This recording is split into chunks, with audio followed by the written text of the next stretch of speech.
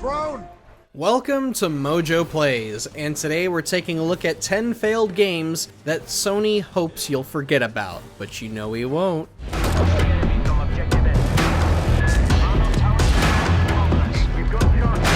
Before we begin, we publish new videos all week long, so be sure to subscribe to MojoPlays and ring the bell to be notified about our latest videos. Concord.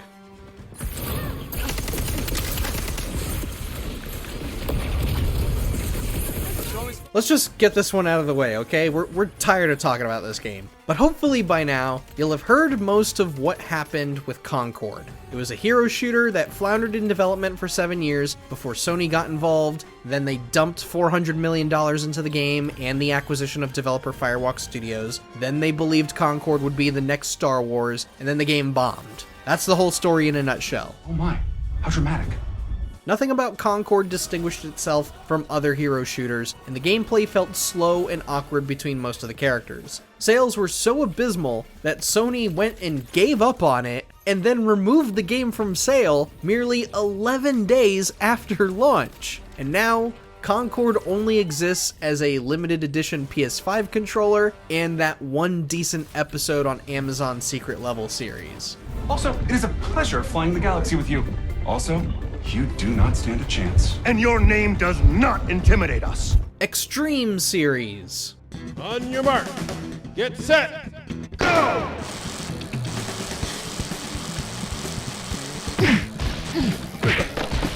In the early years of PlayStation, first-party developers were throwing everything they could at the wall just to see what stuck. Surprisingly, Sony tried several times to cut their own slice of the sports gaming pie throughout the PS1's lifespan. Unfortunately, the Extreme series never really took off. ESPN Extreme Games, aka One Extreme as it would be rebranded after the ESPN license expired, saw the most critical praise, which it wasn't much praise, honestly. Reviews were mixed, but Sony pushed ahead with Extreme 2, a sequel that saw a drastic decline in quality with its oppressive AI, messy menu navigation, and samey level design. it's the mayor.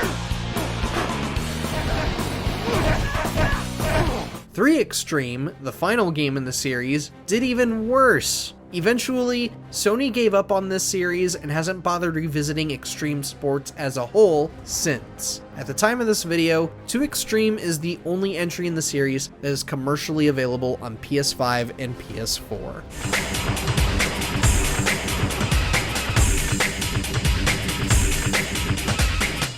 Destruction All-Stars. When the clock hits 0, the All-Star with the most points wins. Oh, that's gonna bend him out of shape.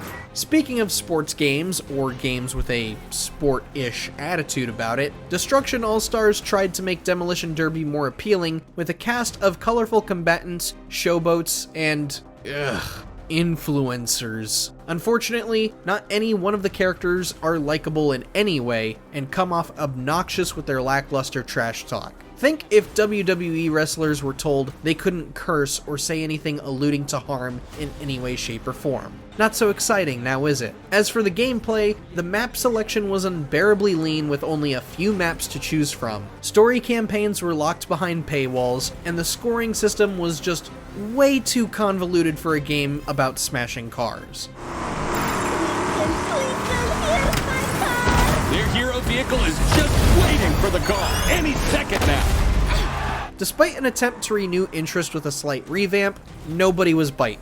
With the game's social media not posting anything about the game since October 2022, Destruction All-Stars has quickly faded into obscurity and will only ever be remembered as a stain on the PS5, if it ever is remembered to begin with. We're ready for the Cardboard Crusader.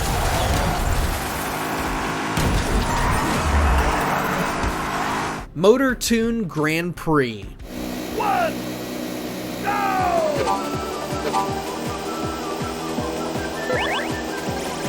Before Gran Turismo, Polyphony Digital worked on this arcade racer that was only ever released in Japan. North America did receive the sequel in 1996, but MotorTune Grand Prix 2 was just the original game with better visuals. While we can forgive this being Polyphony's first game, it was one of the roughest racing games thrown together even for its time. The cartoon aesthetic was nice and all, but the power-up system was basic and sometimes unexplainable. The level design was a bit haphazard, and the replay value was basically non-existent. After the two games, Polyphony would go on to create the Gran Turismo series, and neither they nor Sony have shown any interest in resurrecting MotorTune, let alone preserve the short-lived series.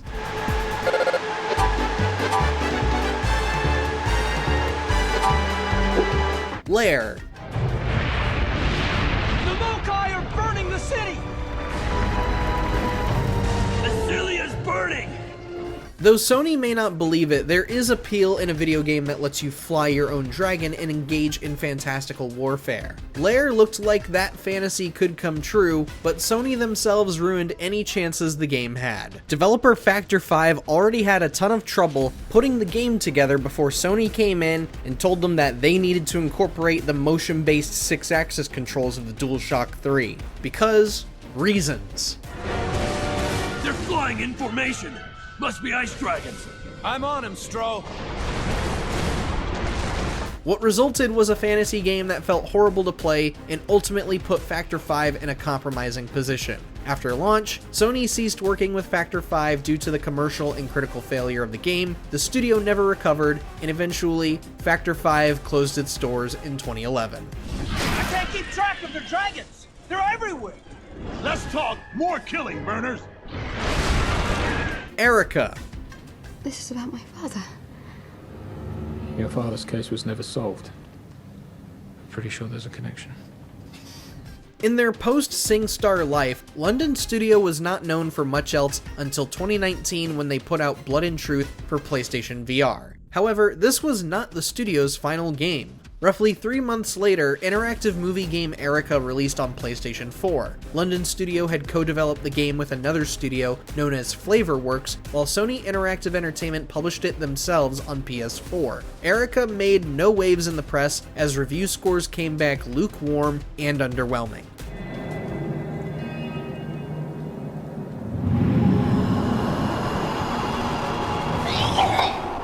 That's it.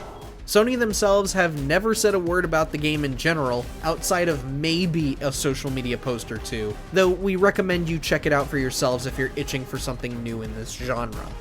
You're dangerous. More dangerous than you know. You took Kirsty. You kept her here to control her father, the chief inspector. Kill Strain.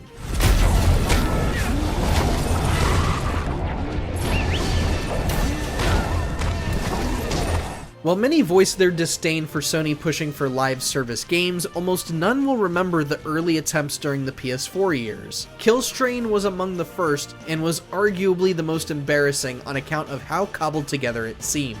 With a PvPvE format, players were tasked with protecting their base while fighting the other team of players while also fighting off an AI team of mutants.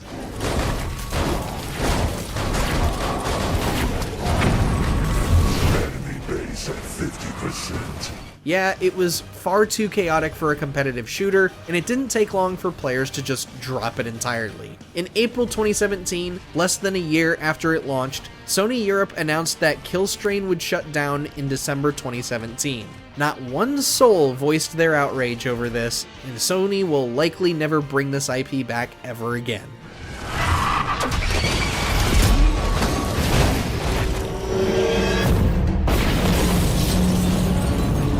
MAG. 256 players. This is the full-scale war. At the time of its release, MAG was a revolution in online gaming. It was tough for most games to squeeze in a large amount of players unless you had monumental amounts of cash like World of Warcraft had. As for online shooters, most games were only throwing in 16 to maybe 24 players at a time. MAG threw a whopping 256 players into a single game for some truly explosive matches between 32 teams of 8 players.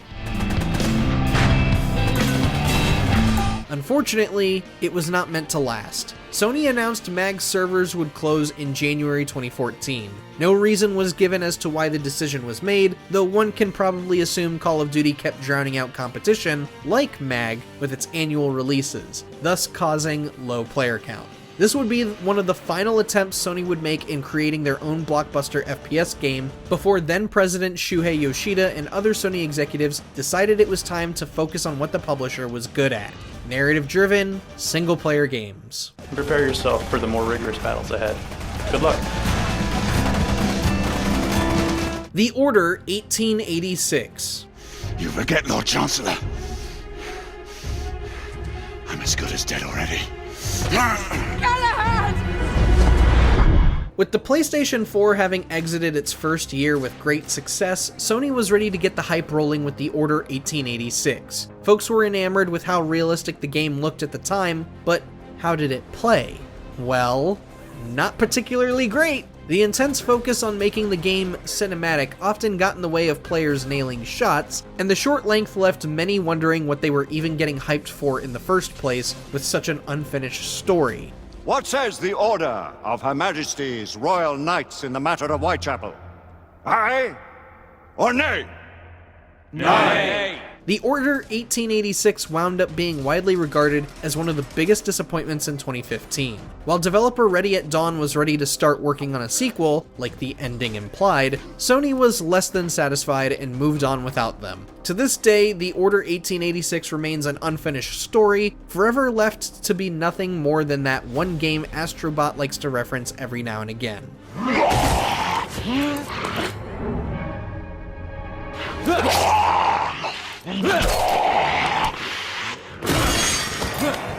And lastly, Blasto. Blasto, Uranus is in big trouble. What did I do this time? This is no time for jokes.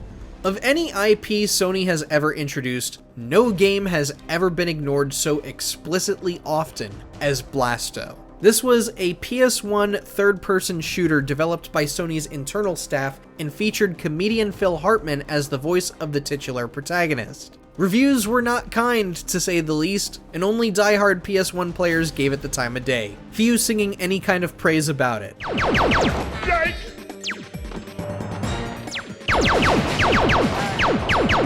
And Sony has said nothing about the game since its release. There has never been a remake, no remaster, not any re-release of any kind, nor something as small as an Easter egg in a bigger IP. Blasto has been rotting away in the PlayStation catacombs, and despite the rise of third-person shooters in recent years, Sony seems to have no interest in reintroducing the heroic spaceman. RIP in peace, Blasto.